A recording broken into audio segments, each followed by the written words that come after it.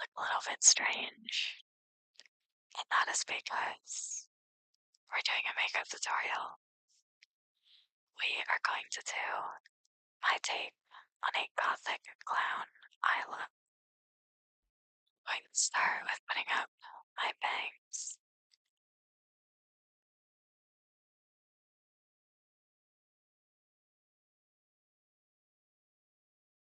Shave my eyebrows for the express purpose of having more space, so.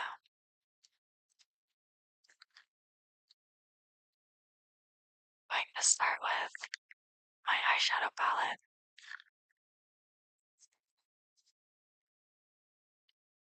I'm going to start with applying black around my lid.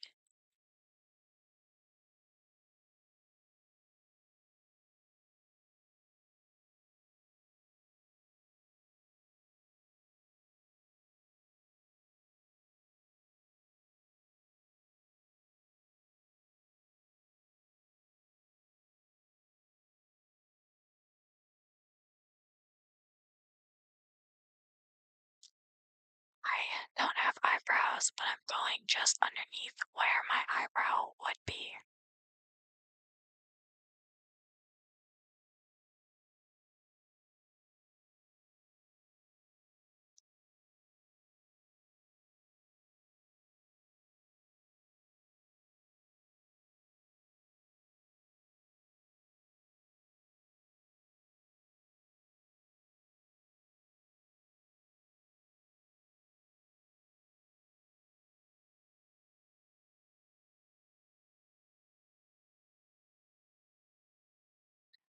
I'm going to smudge it underneath your bottom lash line, kind of like a panda bear.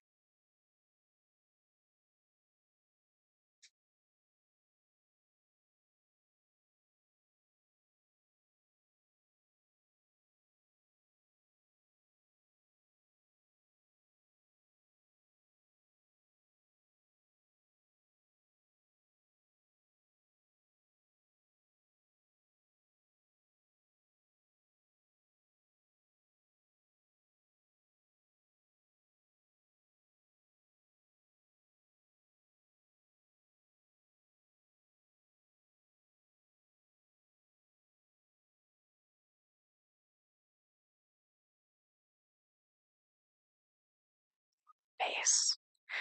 I look like Uncle Fest from the Addams Family. It's painful. So we have our base. We're gonna do our liner.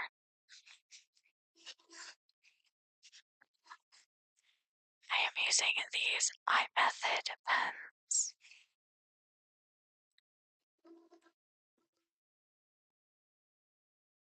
So I love a large felt tip. We're going to start by drawing a line all around and filling in about half of our top eyelid.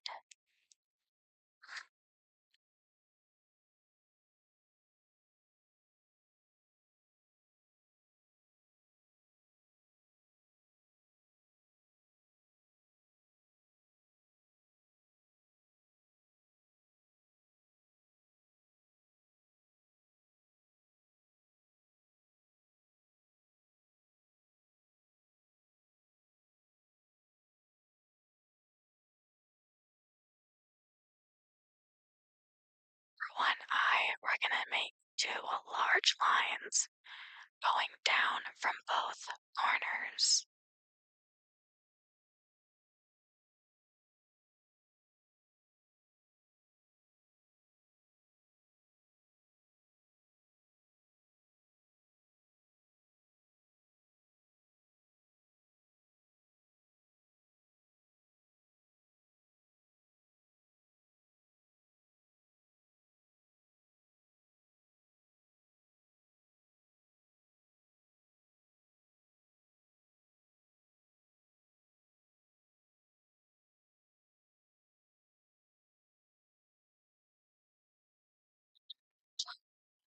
Corner down into your lower lash line.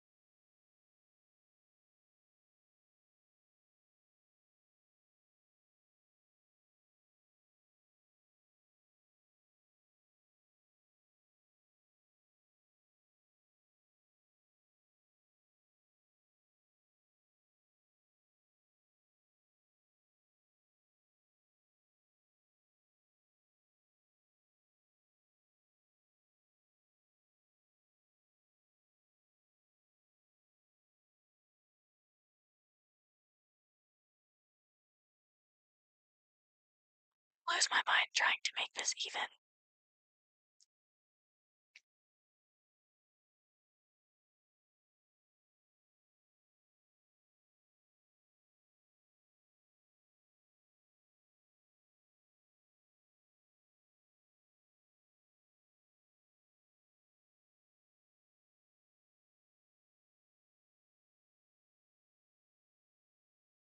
Not enough. We're going to do the exact opposite on the opposite eye.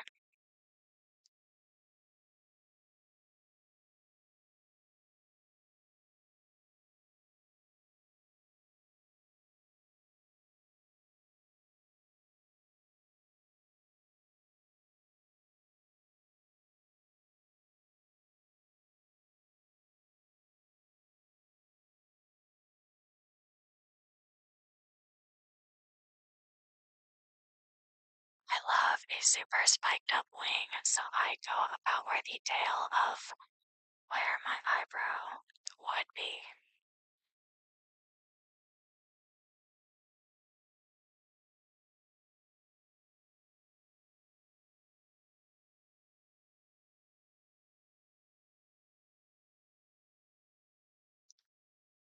Swirling the top up into where the eyeshadow ends.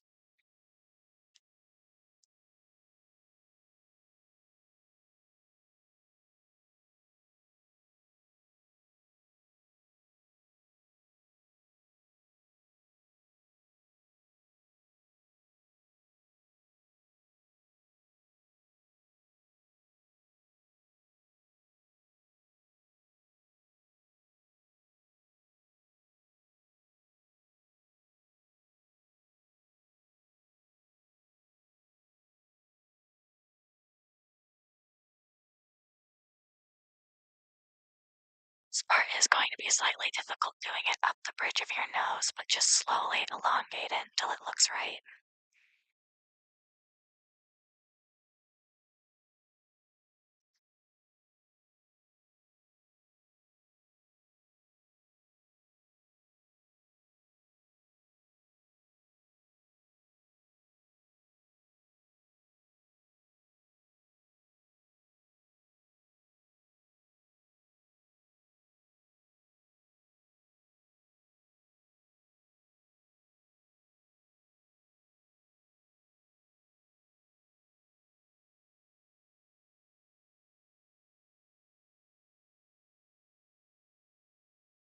You kind of want it to look like a boat. I think that's about as good as it's gonna get.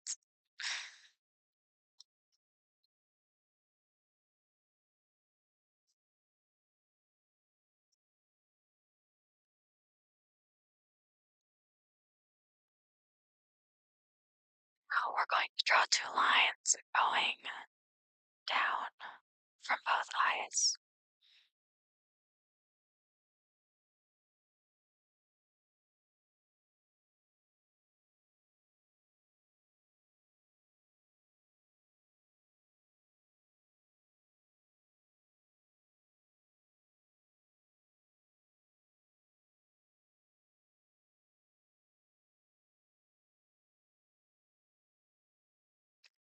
Going down and curving slightly to where my natural eye bags are.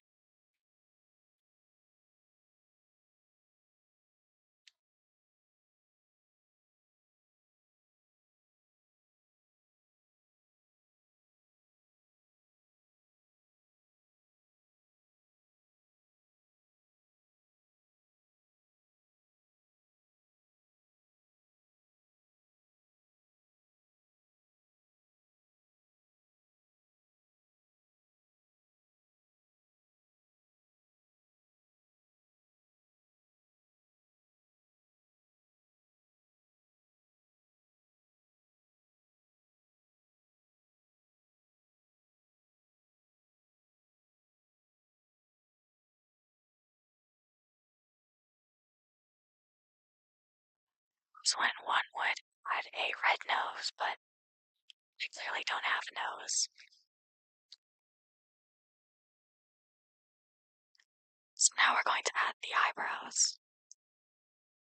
Actually, before I add my eyebrows, I'm gonna take some white and go in and clean up a few of my lines because this does look slightly too wonky.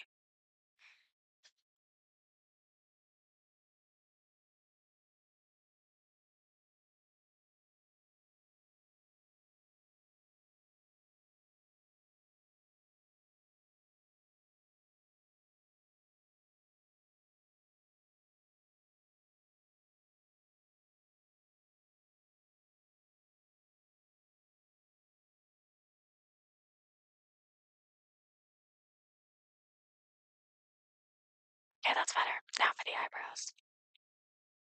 I am using star stamps, but you can use whatever shape you like.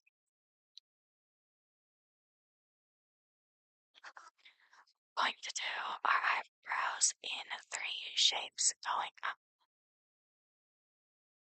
Or, you know what, actually, I think I like the idea of sad eyebrows better. We're gonna do sad eyebrows swooping down. I changed my mind.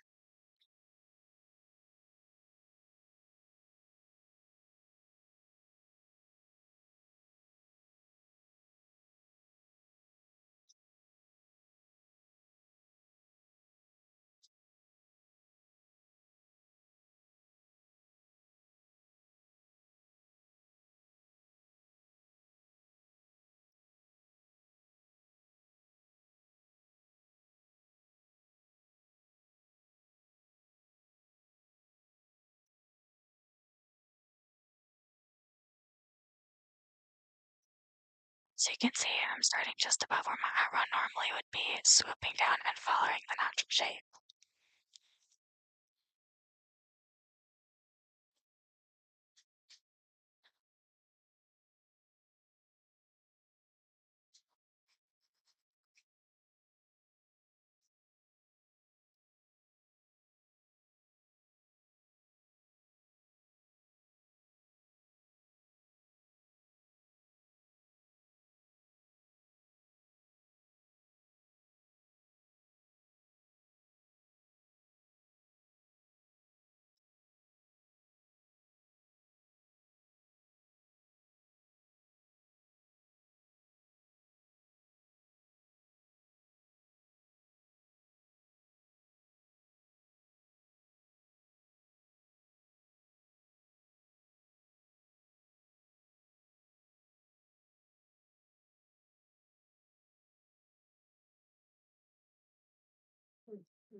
Losing all of my eyeliner.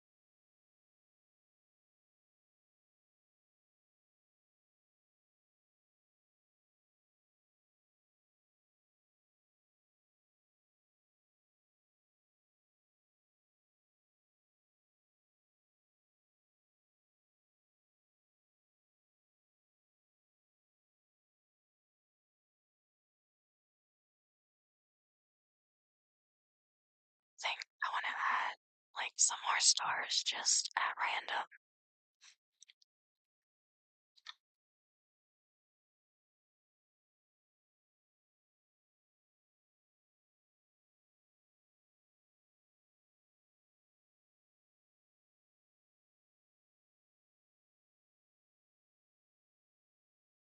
Stem is drying out. The eyebrows were too much. I'm gonna do what I do when I normally don't know what to do. I'm just gonna add random dots. These random dots make everything fun.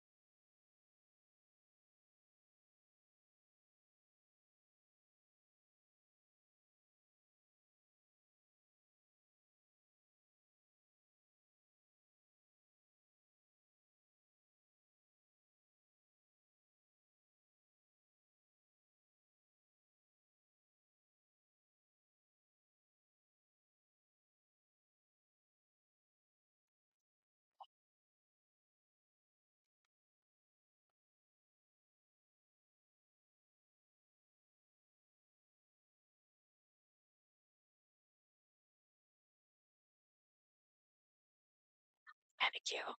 I definitely don't have, like, super sharp makeup skills, but I feel like it's okay.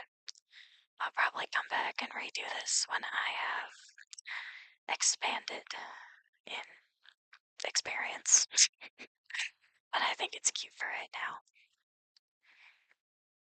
Everything I use for my at-home pedicures. You might notice I'm not wearing lashes today. It's because I'm tired. We're gonna start with jewels. I have these little tiny microscopic rainbow rhinestones.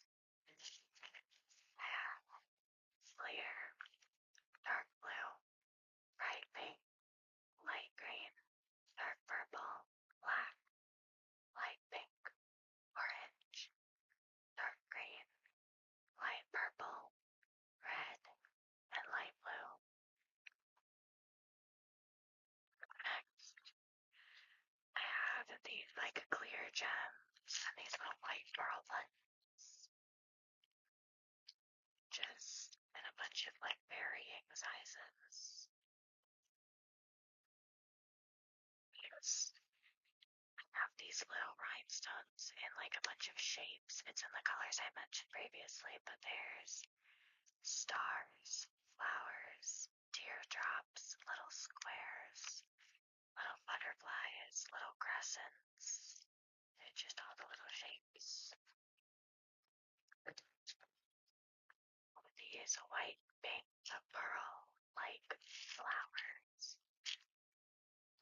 I've got the little tiny pearls. I've got these like, I think they're meant to be like, look like some kind of like lily or hibiscus. We have just the classic little 5-petal flower. We have little roses. And then more variations of just this one flower right here. I have these monochrome rhinestones in varying shapes. There's circles, squares, ovals, rectangles, trapezoids, hearts, teardrops. I think one is an elongated teardrop, and just a really chunky teardrop. I've got like 3 different variations of teardrops. I have rainbow rhinestones in more vibrant colors. I have these little silver wire details. I have stars, stars, crescents, stars, these like wire arches, more stars, hearts, stars, stars, stars, crescents, stars. I have these like rainbow chunky charms in bows, hearts, and then just a bunch of mixed shapes. I've got butterflies, I've got ruffles, I've got little cherries, I've got these teeny tiny little flowers, and I've also little roses and little berries as well. And for the flash charms, I have these gold and silver ones. Stars, stars, little ball chains, butterflies, confetti, stars, in gold and silver. So I have quite a bit of charms. For polish, I have this silver one. My glittery polishes are entirely separate from the rest of them. You don't need a bunch of colored polishes. If you want to keep it super simple, you can only get like 1 or 2 colors. I have 30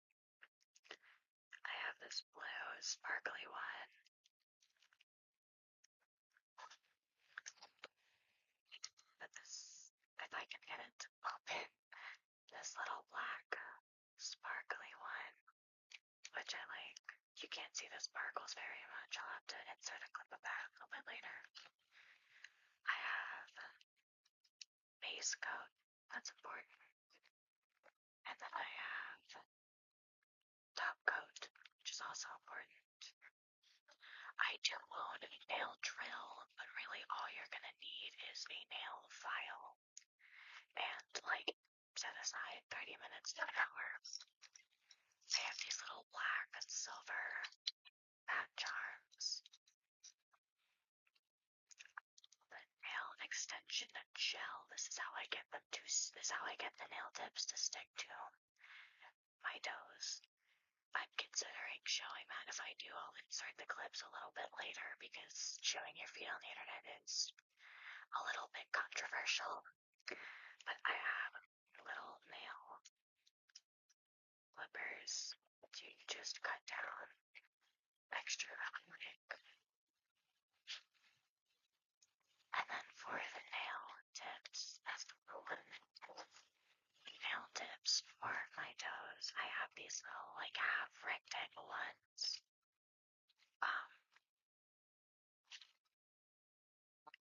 It's like 10 different sizes, so it does take me a minute to figure out which ones are gonna fit where. But it's just these little, you like stick them on halfway and then you cut and trim them down to the right length.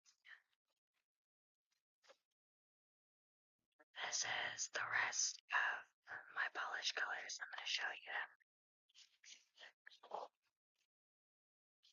It's not relevant. Okay, so it comes with a glittery top coat. It comes with a clear top coat. It comes with a, if I here, a matte top coat. It comes with a base coat. I haven't used this before. I don't know what this is, but this is a golden top coat. I don't know what that is. I'm sure I will find out when I have used it. Because, like, I mean, that's kind of cool.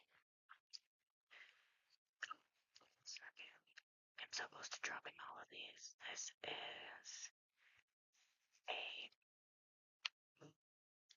opening pieces of paint. This is a like kind of really like light nude color.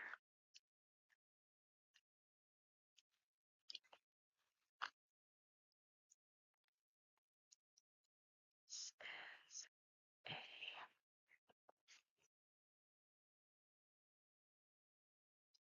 a bright red color. You can't see the color super well because I don't have the lights on, but you know.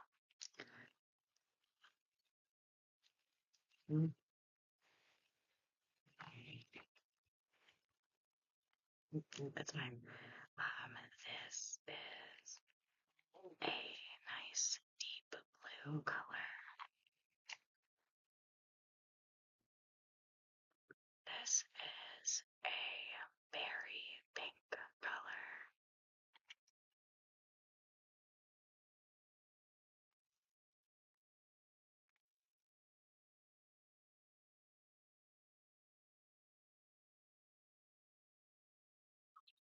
He's got screwed on some night. I had to go off camera and use my teeth to open this. Don't do that, by the way. Don't use your teeth as tools. Don't do it just because I did it. Anyway, goodness. This is a nice light gray color.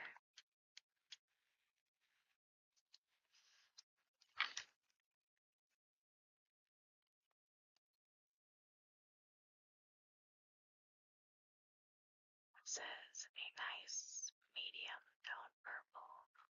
It's not quite light, but I wouldn't call it dark, so medium.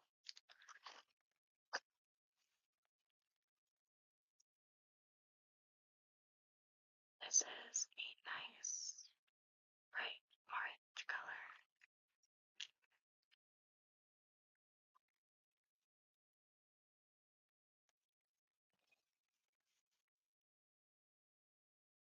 is a nice peach color.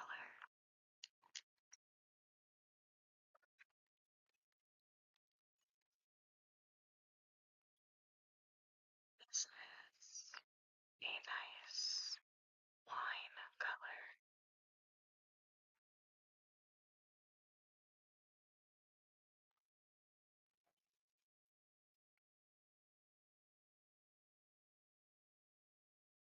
This is a nice baby pink color.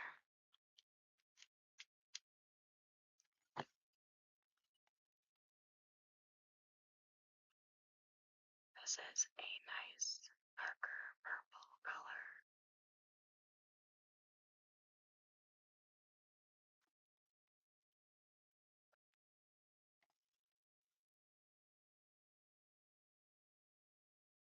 This is a nice kind of like cool toned pink color.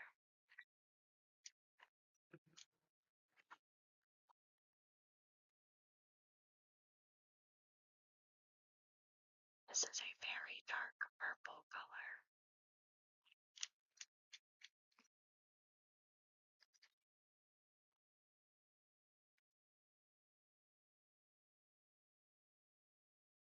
This is a nice mauve pink color.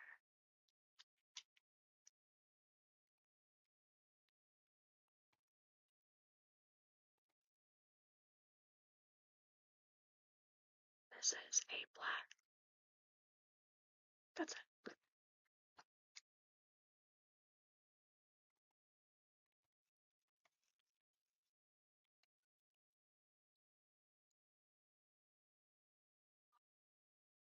This is a nice sage green color.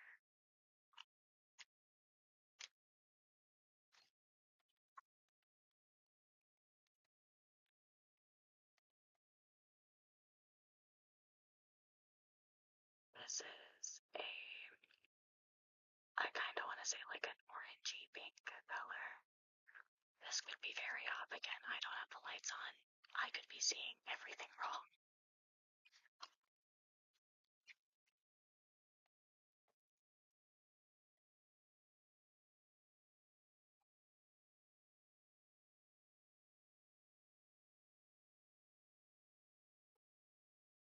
These lights are on so tight. I mean, you don't want it to like nail.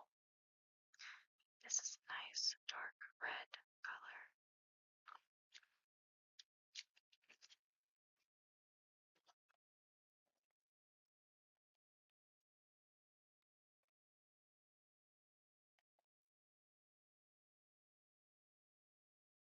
This is a nice mint green color.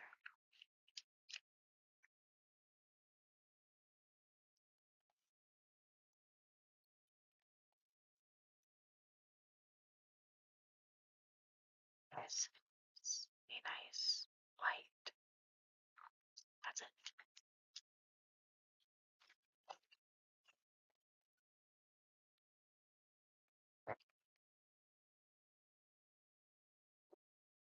This is a nice, I think, just kind of lighter peach color.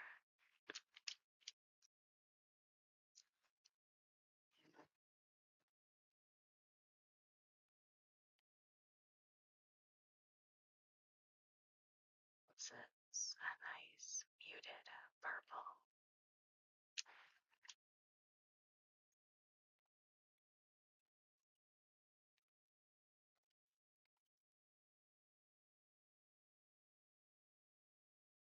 This is just a nice muted light green.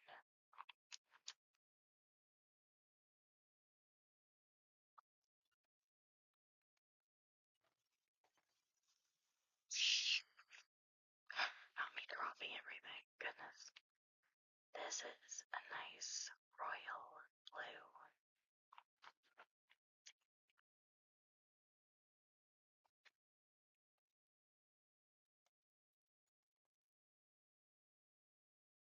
This is a nice marker blue.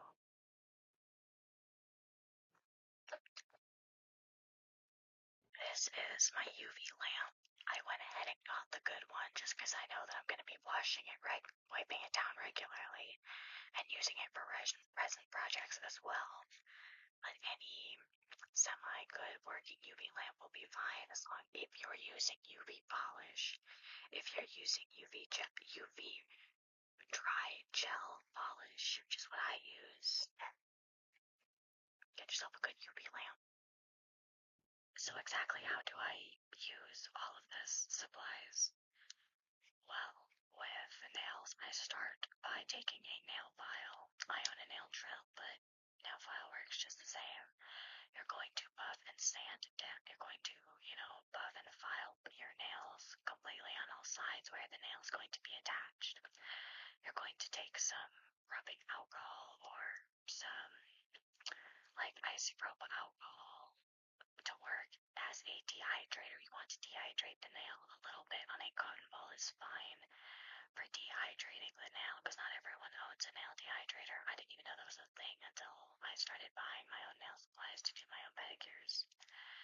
After that, you're going to use your acrylic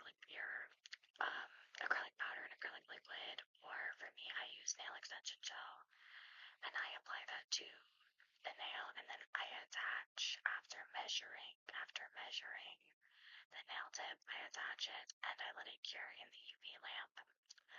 After that, I use my nail drill, nail file, and my nail cutters. I said nail cutters to cut and file it down to the desired shape, length, size. And then after that, you're gonna clean off the powder. I just use the same cotton ball with rubbing alcohol or isopropyl alcohol on it to clean that down, and then I use a base coat, cure it, gel polish, cure, and then top coat, and then cure. Usually I'll do two layers of top coat because this is when I'll apply my gems, my jewels, or just little nail trinkets. I did end up buying rhinestone glue after getting all of this filmed. So, yeah, that'll be in a short or something later. But then cure and then file down anything else that needs to be filed down. And then just clean up around, just clean up around the edges and you're pretty much done. It takes me, I think, about an hour to do like both feet. I hate this so much. It takes about an hour to do, a full pedicure for me. If you're simplifying it or you just got more experience, it'll probably take you less time. You're gonna learn how to layer your scents. Starting with body care. Usually with your body wash, your body scrubs, you either want something with a really light, almost unnoticeable scent, like a unscented body wash, a plain vanilla eucalyptus is my go-to. Eucalyptus isn't super strong and the scent basically layers underneath just about everything. The same can be said with your body scrub. Either have just a signature like scent, like a signature scent collection, like everything is cohesive, everything goes together, or make sure that you have a couple of options, because if you're going for something super floral and you have a really sweet fruit like body scrub and body wash underneath everything else, it's going to be off. You need to make sure your scents are cohesive. Everything needs to flow. It doesn't need to be exact. It doesn't need to match completely. It just needs to be cohesive. It needs to work together. Example: eucalyptus body wash or vanilla and nutmeg body wash. Both, however, go with my coconut milk rose body scrub. Both of them are pretty light. This one is mildly sweet and it goes with the mildly sweet body scrub. We are keeping our scents cohesive. After the shower, you're gonna go in with your deodorant and your body lotion. deodorant is usually very lightly scented, or the scent isn't strong enough to really make a difference. You do want something that will last though, so you don't sweat through everything. I like this Cherry Zen Old Spice deodorant. Just about everything I own is a sweet or fruit scented. So even though the scent honestly is not noticeable, it still pairs well with everything. This specifically is a drying deodorant, so when I reapply it, it dries me down, and I love that. Highly recommend if you live in a desert or you just live in somewhere where it's really hot or you sweat a lot. A drying deodorant and a good, long-lasting drying deodorant is imperative to a good scent routine. It is just completely non-negotiable. I like Old Spice, but whatever works for you works for you as long as the scents are cohesive. I'm going to say that a lot in this video. After that, you're going to pick your body lotion. You don't want the fragrance to be too strong, but it needs to be strong enough to be a base. This is where your scent routine is truly going to start coming together. I have this Velvet Sugar Lotion. I love this. I love reapplying this, but the point is, it is a sweet. It is a slightly subtle. It's kind of just smells like cake and frosting without being overwhelming. Like, honestly, most vanilla scents are for me. I'm not a vanilla girl. I need more. So I like this. Before your body lotion, if you have any body serums, any body oils, you're going to make sure that those scents either scentless or they go with your routine. It needs to be cohesive. If you have a rose body oil, a jasmine body lotion, and then like really citrus body spray, it's not going to smell cohesive. You're going to be all over the place, and in some cases, it can just be super off. It's not necessarily that you'll smell bad, because all of these products smell good on their own, but it's just not going to pair together. It's going to just be off. It's going to be overwhelming. It's like mixing Dr. Pepper and Sprite together. They're good on their own, but you don't need to combine them. Honestly, for me, a really good rule of thumb, you are under no obligation to live by this rule, but what I do is I pair my fruit scents with my sweet scents and my floral scents with my more woodsy scents. So if it's just because I have this right here, if I want to wear my bombshell bouquet, I'll pick a really floral body lotion and I'll layer that with a body mist that has like amberwoods or sandalwood in it. And then I'll keep my base routine, my body wash, and my body scrub pretty light. Again, either eucalyptus or almost completely unscented. I don't wear floral or woodsy scents super often, so just about everything I own is dessert or berry scented. I was gonna say flavored. I'm not eating it. Your fragrance toppers, body spray, and then perfume. Your body spray needs to basically be is going to be the center of your body care routine because this is what you're going to probably reapply more than you would a proper perfume. Perfumes tend to last longer, they're going to be stronger, and they're going to sit as the best base layer for your spray on fragrances. This is very sexy in blush and it has a lychee base. Lychee is very sweet. It's not too florally and it goes well with this Candied Berry Wonderland. This one, however, is much sweeter, but it doesn't clash with my blush. They go together. If your entire routine is very sweet, it's very berry based, it's very edible, you're not randomly going to throw in a super florally perfume. I love Bombshell Bouquet, but if it's not going to match the rest of your fragrances, if everything is super sweet, it's super fruity, you don't want to just throw florals in there. A cohesively floral routine, cohesively fruity routine, just something that all mixes together cohesive. Vanilla or coconut, something more sandalwood, it needs to all go together. I'm sorry, this is falling. Having some like one note in common in everything is the best way to help start to layer your products. Dear Lord, is the best way to start to layer your base products is to make sure that they all just have like one note in common. If all of your products are somewhat different, but they all have an amberwoods base, it's great, or a lychee base, or a rose base, or a coconut base, like that is the base note. And then everything, like the middle notes, the top notes are all different. Having a very similar or the same base note with all of your scented products is going to be the best and honestly easiest way to keep track of what works together and what doesn't. I went into this a little bit with your scented products, but the order that you apply them in is so important. Like I said at the beginning, you're gonna start with your body wash, your body scrub. You're gonna move on to lighter products first, body serums, and then your body oil.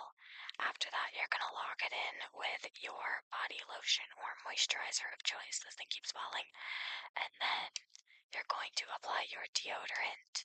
You're going to then apply the heavier or more concentrated product first. So it's going to be perfume and then body spray. Dear Lord. Okay, I think I fixed it. Where was I? Oh, yeah. So you're going to apply your heavier product, your more concentrated product first, and then your lighter product. That's why it goes body oil, body lotion, perfume, and then body mist. You don't want to apply your perfume over your body mist. The body mist is lighter. It's going to layer more securely on top of the heavier, more concentrated perfume. The order can be so important because having certain notes on the top, in the middle, and at the base can make or break your entire scent routine. I'm using the word routine here because I don't have another word for it. But you know what I'm saying is it can make or break your entire thing. I swear I had more notes for this. Where you apply matters. I know that the first instinct, my first instinct anyways, is to just all over everything when it comes to spraying my body mists or my perfumes. But you shouldn't necessarily be doing that, at least not with perfumes. I feel like body mist is fair game. Spray it wherever you want with your perfumes because it's so concentrated. You want to be a little bit strategic with where you place it. For me, it's going to be my wrists, my elbows, my neck, specifically about like where my shoulder meets the back of my neck, and my ankles. I know. That's where I'm going to apply the strongest concentration, specifically in the warmest areas. I think they're called pulse points. That is where you want to apply your heavier concentration. Lighter concentration, I feel it doesn't necessarily matter as much. I will kind of just spray this all over me, all over my skirt, my outfit. Don't put it in your hair. I know they make perfumes specifically for that, but I wouldn't recommend just all over your hair like it's hairspray. Let's not.